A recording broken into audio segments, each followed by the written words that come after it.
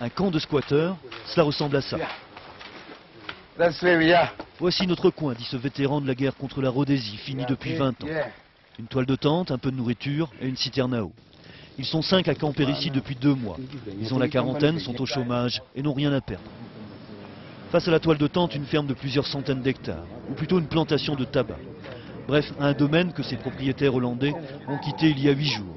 Mais leurs ouvriers agricoles, eux, sont restés. Pour l'instant, il n'y a eu ni pillage ni agression.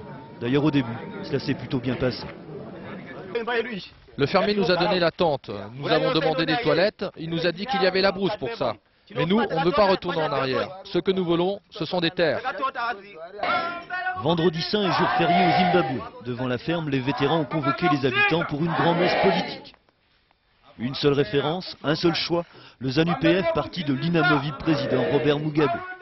Ici, pas de débat, mais des slogans pour la réforme agraire, pour l'attribution de 20 hectares par habitant et des menaces. S'ils ne donnent pas les terres, ce sera la guerre. Vive Mugabe et à bas les oppresseurs.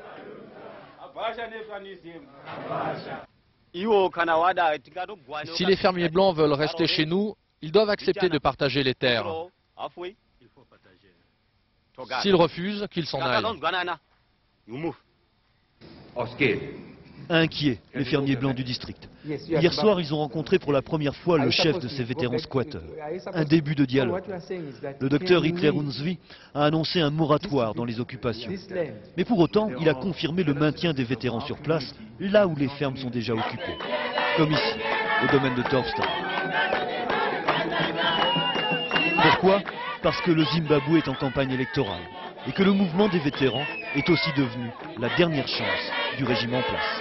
On l'aura compris, les vétérans ont toute confiance dans la politique du président Mugabe. Simplement, ils ne souhaitent pas attendre les élections pour que le partage des terres soit réalisé. On ne sait jamais, l'opposition pourrait arriver au pouvoir.